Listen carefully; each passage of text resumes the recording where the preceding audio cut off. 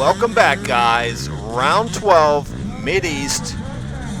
Who's ready for a hot and dusty race? I know I sure am. I love hot and dusty races. Let's start things off here at the hill climb and jump if you're so inclined. Started off here with Bollinger out in front.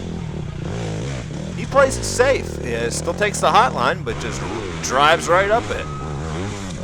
Up next, Jonathan Johnson hits the jump. Brody Johnson making it look good. And Brewer Colley, got to give him the trophy there. I think he pulled it off the best. I agree. Got a few more shots to different angles. The guy's hitting up this hill. Man, driving up it like that just seems pretty gnarly. Got to be good to do that. Brad Merrill getting some air. It is a little tricky in spots. Saw a lot of guys bobbling around there.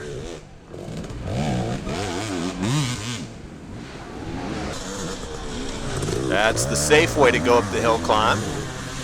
It's the way I went every time.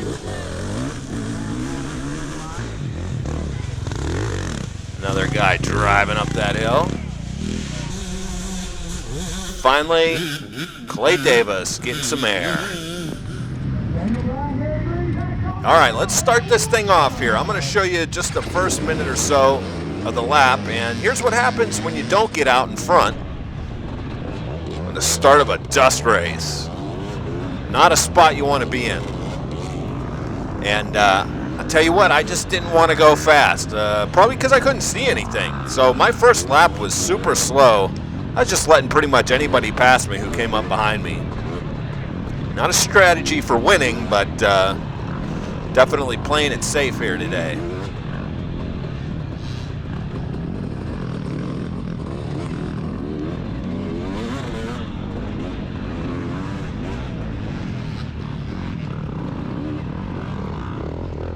And it's probably actually a little bit worse than what you're seeing right now. The GoPro kind of makes it look a little bit better, but does not look good. All right, hill climb. This is my shot at it. All right, I am such a stud. Did you see me just rip right up that hill climb? Did you see all the tape they had over the jump section? They're like, sea riders do not attempt this under any circumstances, which was probably a really smart idea, but that would have been awesome footage to see sea riders try and make that jump. It would have been really cool to see somebody like bust through the tape too and get it on video. That would have been epic. Next time we do Harris Bridge, I want to see some sea rider just bust through that tape. All right, here we go. Let's get down to business. I'm following this guy in the yellow up ahead, and I'm trying to pass him. Now, I've been following him for about 3 minutes, and it was kind of boring footage, really, so I cut that out. And I looked up his name, and I tried to look up his name, but his number and everything didn't match, so I'm not sure who it was. But I had a couple good racing battles. This is one of them. There was one on the last lap, and of course, GoPro battery was dead by the time I got to the last lap. There was a guy on a Yamaha behind me, and him and I raced hard until the finish line. And that was a whole lot of fun, too. I definitely was pushing myself harder than what I thought I could do. And I finished the race just totally exhausted. Now, I thought coming into the hare scramble, like, oh, this is going to be easy. Last weekend, I just did the little brown jug enduro, and I raced pretty much all day there. I mean, they were on the bike for over 4 hours. So I'm thinking, oh, well, this will be like an hour, 45-minute hare scramble. No problem. Well, I'll tell you what, when I was done, I had zero energy left. I expended all of it out on the track today. And, yeah, I didn't even do that good. I was, my average finish, I was like 50% middle of the pack of all of the AM riders. I felt fast. I guess that's what's important. How'd you feel? I felt fast. But still, I don't know. It's like that 50% mid-pack. I just can't break through. I'm like plateaued here. So I gotta work on that. See how I can improve a little bit more.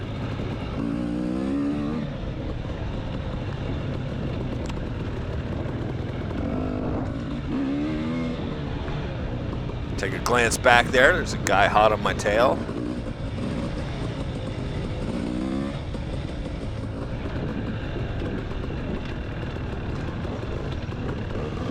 Kind of a tricky little rooted up section here.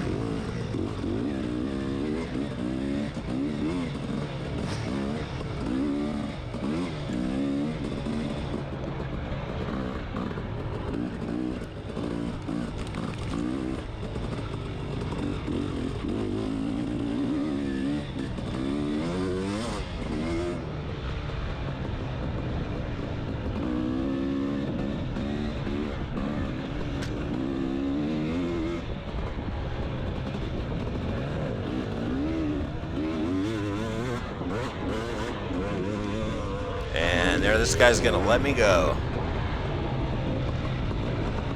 No time to slow down though. Gotta keep this pace.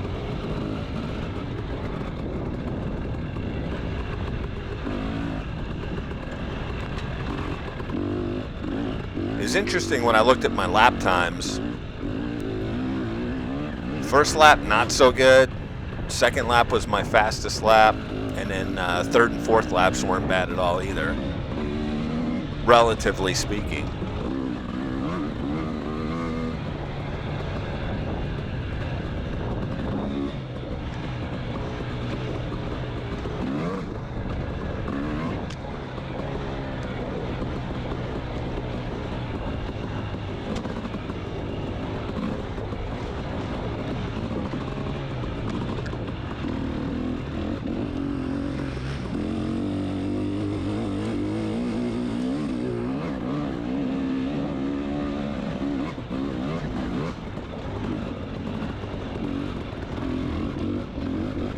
It's funny how these courses can change from season to season. I mean, when we raced this back early on this year, it was a totally different track, especially with all the moisture we had. It was like a half mudder back then when we did it.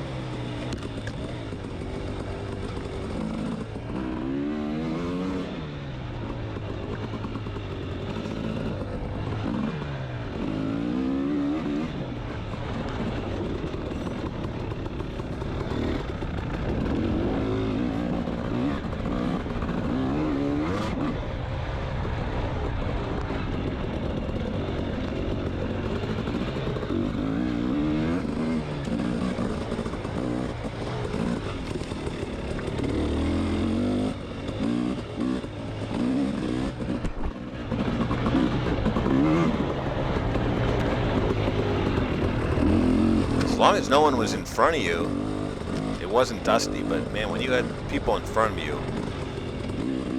and especially a couple people in front of you, man, it made it hard to navigate.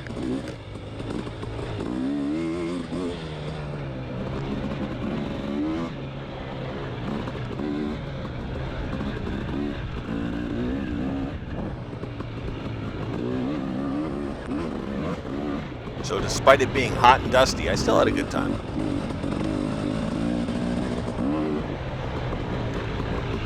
That Hurricane Dorian went through the week before this race and totally missed us, missed the track. It would have been nice if it would have just gave us one night of rain. Would have made this a whole lot better.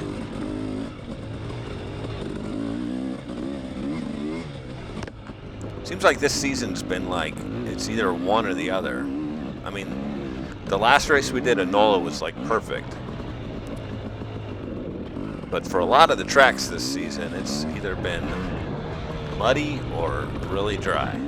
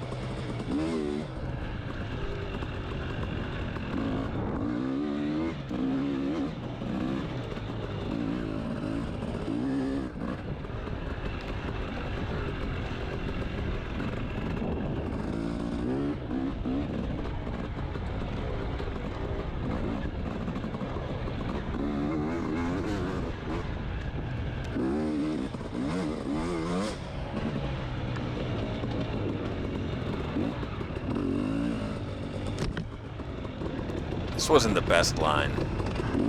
The last couple laps I went that line to the left there, and it seemed like you were able to keep your speed up a little bit better.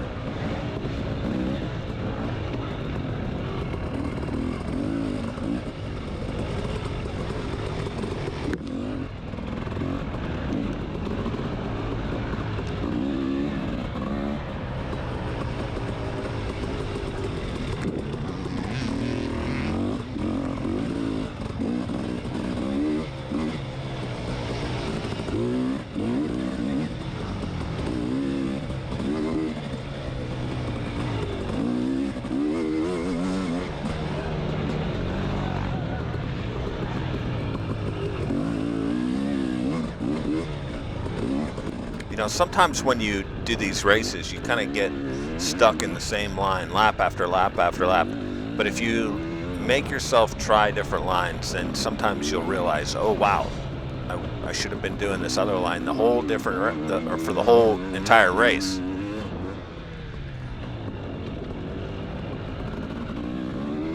Like here's one of those spots where, kind of like in the middle of the track, where if you ride out on the outside of the track, and it seemed like I was able to keep my speed up a little bit more, just kind of railing the turns there, hitting those berms.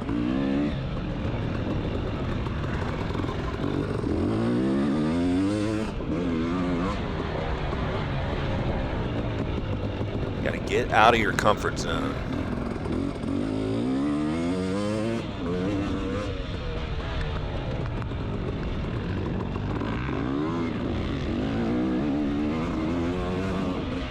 Should have cut it up to the left here, but I don't know what I did. Kind of hit the outside there.